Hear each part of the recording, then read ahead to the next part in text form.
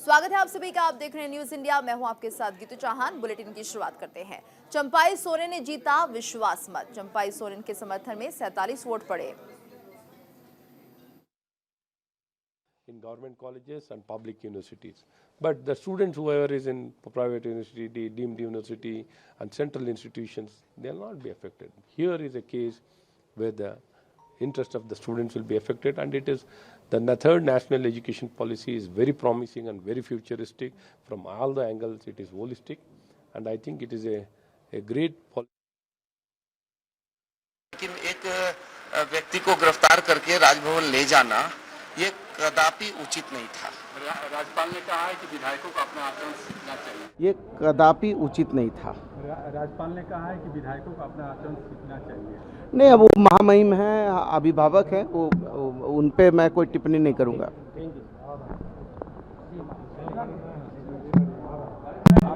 यही रही जैसा है वैसे ही रही, ठीक है।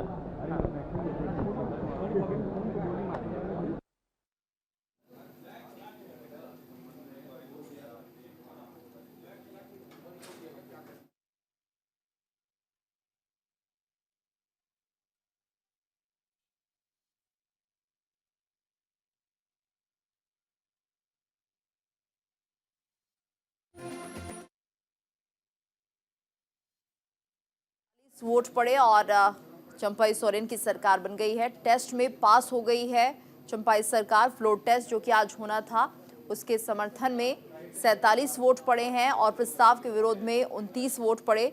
चंपाई सोरेन ने विश्वास मत हासिल कर लिया है। चंपाई सोरेन की सरकार बन गई है। चंपाई सोरेन के समर्थन में 47 वोट पड़े हैं। तो फ्लोर टेस्ट जो होना था उसमें सफल हो गई है चंपाई सरकार।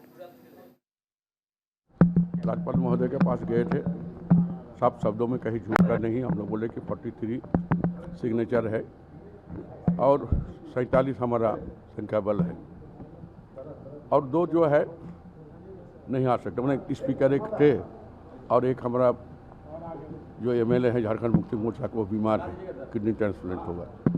आज बहुमत वही साबित हुआ 47-29। मंत्रिमंडल के विस्तार बहुत जल्दी बताया जाए।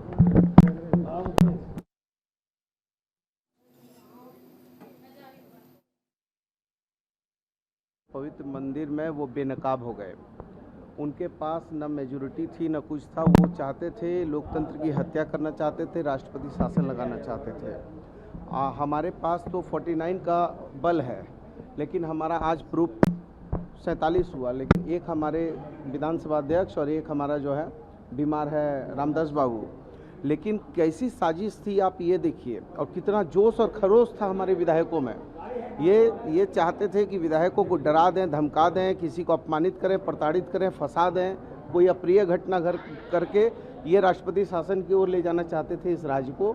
लेकिन ये जनता के लिए जनता के द्वारा चुनी हुई ये लोकतांत्रिक सरकार है। मजबूती के साथ ये खड़ी थी, खड़ी है और खड़ी रहेगी, और आगे आने वाले भी समय में ये सरकार फिर बनेगी। सर राजभवन पे आरोप लगाया। देखिए, अब मैं चूँकि एक संवैधानिक व्यक्ति, संवैधानिक संस्था है, मैं उस पर कोई आरोप प्रत्यारोप नहीं करता हूं। लेकिन संवैधानिक संस्थाओं की गरिमा हमेशा बरकरार रहनी चाहिए, और संवैधानिक संस्थाएं इतनी पवित्र होती हैं कि उसी से पूरा देश चलता है। लेकिन एक व्यक्ति को गिरफ्तार करके राजभवन ले जाना ये कदापि उचित नहीं था। राज्यपाल ने कहा है कि विधायकों को अपना आचरण सीखना चाहिए। नहीं, अब वो महामहिम हैं, अभिभावक हैं, वो उन पे मैं कोई टिप्पणी नहीं करूंगा।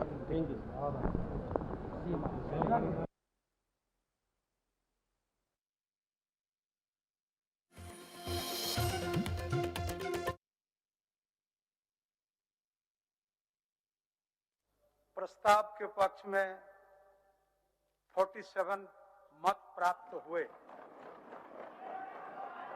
प्रस्ताव के विपक्ष में पर जो हुआ है आज झारखंड विधानसभा में, उस पर कोई सवाल नहीं था, कोई शक नहीं था। हम पहले से ही कह रहे थे कि हम ये विश्वास मत सही मात्रा में, भारी मात्रा में जीतेंगे। 47 विधायकों ने विश्वास मत का समर्थन किया है। ऑपरेशन कीचड़ विफल हुआ है। बीजेपी के प्रयास पहले हेमंत सोरेन जी को गिरफ्तार करना, बाद में चंपाई सोरेन को शपथ ग्रहण करने में 2 दिन की देरी, फिर एकदम आप विधानसभा में वोट मांगो, वो मांग जो बिहार में 12 फरवरी तक दिया गया है, ये सब विफल हुए हैं। बीजेपी नाकामयाब हुई है और हमारी सरकार, मिलीजुली सरकार, JMM, Indian national Congress, RJD, CPI-ML की सरकार 1 साल तक चलेगी। उसके बाद, क्योंकि 1 साल बाकी है, उसके बाद हम हमारे काम के आधार पर फिर से जनता से जनादेश मांगेंगे। तो चंपाई सोरेन के विश्वास मत के बाद ये तमाम रिएक्शंस आप सुन रहे थे और यहाँ पर रुकेंगे एक छोटे से ब्रेक के लिए, जल्द हाजिर होते हैं।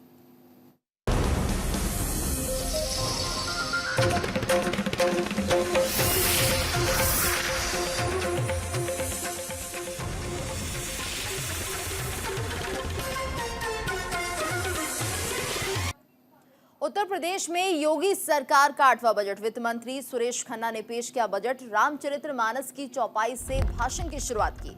बजट में 24,000 करोड़ रुपए की नई योजनाएं, 7.36 लाख करोड़ से ज्यादा का बजट पेश किया गया।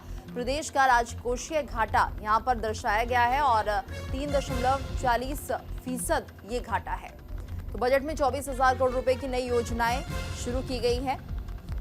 7.36 लाख करोड़ से ज्यादा का बजट पेश किया गया। आज उत्तर प्रदेश का बजट पेश और प्रदेश का राजकोषीय घाटा 3.46% रहा है। उत्तर प्रदेश में योगी सरकार का यह 8वां बजट है। वित्त मंत्री सुरेश खन्ना ने बजट पेश किया और बताया जा रहा है कि राजकोषीय घाटा यहां 3.46% है। रामचरितमानस की चौपाई से भाषण की शुरुआत की गई। तो बजट में 24,000 करोड़ रुपए की नई योजनाएं भी बताई गई हैं। इसके साथ साथ 7.36 लाख करोड़ से ज्यादा का ये बजट बताया जा रहा है जो कि पेश किया गया।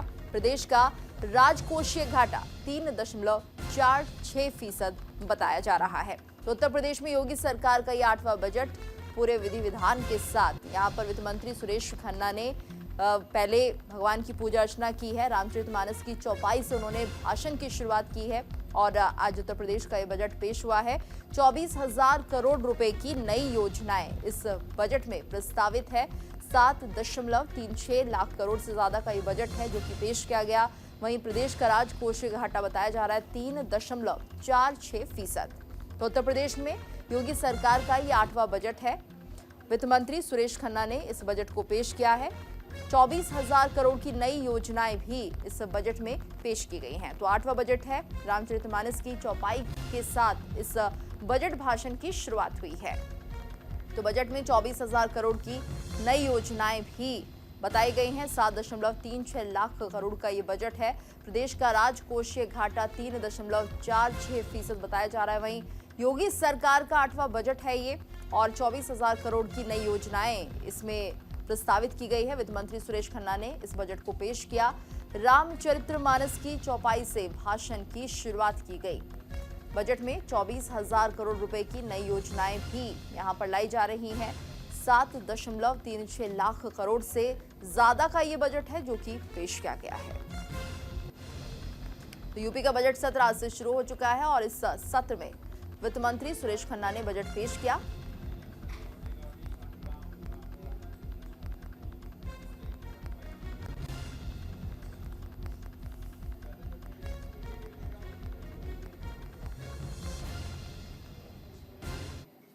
तो आज से यूपी का बजट सत्र शुरू हो चुका है और इस सत्र में वित्त मंत्री सुरेश खन्ना ने बजट पेश किया है। इस बजट में किसानों को बड़ा फायदा होने की बात कही गई है। इस सत्र में डार्क जोन में नए निजी ट्यूबवेल कनेक्शन देने पर रोक जो लगी हुई थी उसे हटा दिया गया है। बताया जा रहा है कि जिसका सीधा लाभ करीब 1 लाख किसानों को मिलने वाला है। बताया गया है कि अक्टूबर 2023 तक करीब 37 लाख किसान क्रेडिट कार्ड बांटे गए हैं। यूपी का बजट सत्र आज से शुरू हो रहा है और यूपी के वित्त मंत्री सुरेश खन्ना ने विधानसभा में बजट पेश कर दिया है। यूपी विधानसभा बजट में किसानों को फायदा होता हुआ दिख रहा है। तो 2023 तक करीब 37 लाख किसान क्रेडिट कार्ड यहां पर बांटे गए हैं। नए निजी ट्यूबवेल कनेक्शन देने पर जो रोक लगी थी उसको हटा दिया गया है। तो राहत भरा ये बजट रहा है किसानों के लिए, क्योंकि ट्यूबवेल लगाने को लेकर जो रोक लगाई गई थी उसे हटा दिया गया है। इसके साथ साथ यहाँ पर किसान क्रेडिट कार्ड भी बांटे गए हैं। तो कुल मिलाकर किसानों के लिए काफ़ी फायदेमंद ये बजट बताया जा रहा है। तो यूपी सरकार का ये बजट रहा। बजट सत्र की शुरुआत हुई और इसके साथ साथ यहाँ पर जब बजट शुरू होता है तो किसानों के लिए ये बड़ी खुशखबरी लेकर आता है।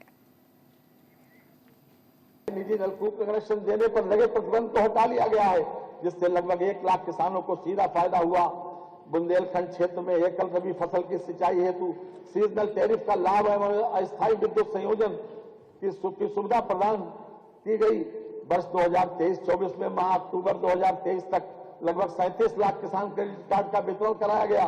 प्रधानमंत्री फसल बीमा योजना के अंतर्गत वर्ष 2022-23 के लगभग 10 लाख बीमित कृषकों को माह अक्टूबर 2023 तक 831 करोड़ रुपए की क्षतिपूर्ति का भुगतान किया गया। प्रधानमंत्री किसान सम्मान निधि योजना के अंतर्गत दिसंबर 2023 तक लगभग 63,000 करोड़ रुपए की धनराशि डीबीटी के माध्यम से 2 करोड़ 62 लाख कृषकों के खातों में हस्तांतरित की गई। प्रधानमंत्री किसान मान धन योजना के अंतर्गत प्रदेश के लघु एवं सीमांत कृषकों को 60 वर्ष की आयु प्राप्त करने पर पुरुष एवं महिला दोनों के लिए 3,000 रुपए की सुनिश्चित मासिक पेंशन प्रदान की जा रही है। वर्तमान सरकार द्वारा वर्ष 2017 से 29 जनवरी 2024 तक लगभग 46 लाख टन गन्ना किसानों को 2,33,793 करोड़ रुपए से अधिक का रिकॉर्ड गन्ना भुगतान कराया गया। ये गन्ना मूल्य भुगतान इसके पूर्व के 22 वर्षों के सम्मिलित गन्ना मूल्य भुगतान 2,01,519 करोड़ रुपए से भी 20,274 करोड़ रुपए अधिक है। पेराई सत्र 2023-24 के लिए गन्ने की अवगौती प्रजाति का मूल्य 350 रुपए से बढ़ाकर 370 रुपए, सामान्य प्रजाति का 340 रुपए से बढ़ाकर 360 रुपए तथा अनुपयुक्त प्रजाति का मूल्य 335 रुपए से बढ़ाकर 355 रुपए कर दिया गया है। और वहीं नूह के गांव मालब में रसोई गैस के रिसाव होने से घर में आग लग गई। आग लगने की वजह से लाखों का नुकसान होना बताया जा रहा है। इस घटना के बाद पीड़ित गरीब परिवार ने नूह जिला प्रशासन से आर्थिक सहायता की मांग की है। मामले की सूचना मिलते ही फायर ब्रिगेड मौके पर पहुंचा। फायर ब्रिगेड के आग बुझाने से पहले ही सारा सामान जलकर खाक हो गया था। फिलहाल इस हादसे में किसी के हताहत होने की खबर नहीं है।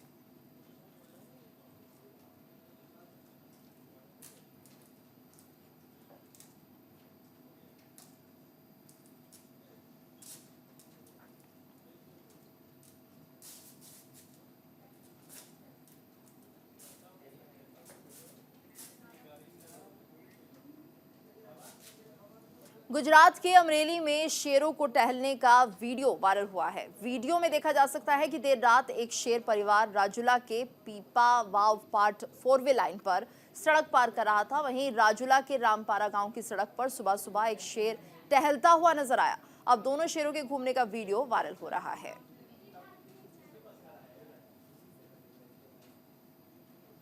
तो अमरेली में शेरों के टहलने का ये वीडियो वायरल हो रहा है। देर रात दिखा एक शेर परिवार और सुबह सुबह भी एक शेर यहाँ पर सड़क पार करते हुए दिखाई दिया। तो 2 ये वीडियो है जो लगातार वायरल हो रहे हैं। देर रात एक शेर परिवार दिखा। गुजरात के अमरेली की तस्वीरें हैं जहाँ पर 4 लेन से सड़क पार करता हुआ ये शेर परिवार दिख रहा है।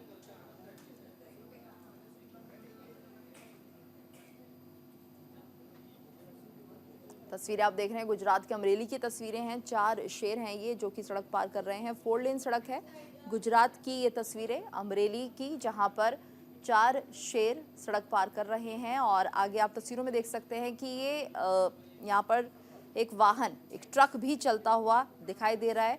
और 4 लेन ये सड़क है। वहीं दूसरी तरफ एक बाइक सवार को भी आप देख सकते हैं।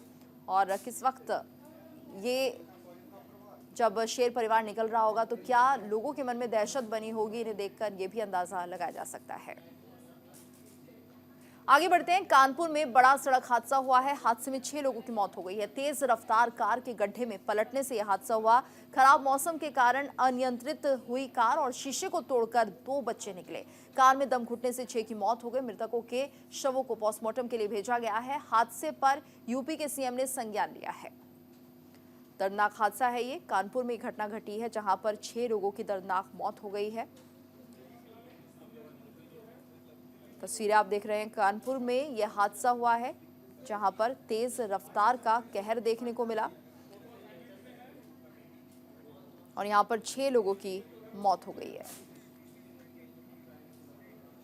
और आइए आपको सीधे ले चलते हैं, चंपई सोरेन क्या कुछ कह रहे हैं आपको सुनवाते यह है जिसको बहुत तीव्र गति से काम शुरू करेंगे और विधि व्यवस्था से लेके हर तरह के सब दुरुस्त रहेगा। यहाँ की प्रदेश की जनता का हित में अच्छा काम करेंगे। विकास की जो गति कहा जा रहा था कि रुक गई है, इसको आपने देखिए कौन कहता है जो कभी कुछ कहीं करते वो कहता होगा, वही तो बोल रहे ना, इसीलिए वैसा कोई बात नहीं। चंपई जी, बीजेपी का कहना है कि अभी कुछ समय में जो है एमएलए और निकल सकते हैं, जेएमएम से एमएलए निकल सकते हैं, आपका क्या कहना है? देखिए उनका ही ये सब है, उनका आदत हो चुका है महाराष्ट्र से, बहुत जगह से उनका आदत बना है, इसीलिए हम उस परंपरा उस संस्कार से हम थोड़ा दूर है। इस तरह का हम नहीं कहीं कहते, उस तरह का हम जवाब देने को भी ठीक नहीं लगता। अच्छा सर, मंत्रिमंडल विस्तार कब कर रहे हैं? उसका जल्दी करेंगे सर, विस्तार में कोई परेशानी भी है सर? 2-3 दिन में हो जाएगा।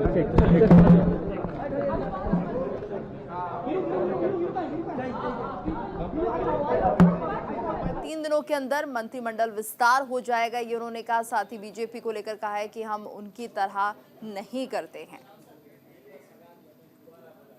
और इसी के साथ इस बुलेटिन में फिलहाल इतना ही। रुकेंगे एक ब्रेक के लिए, ब्रेक के बाद खबरें जारी हैं।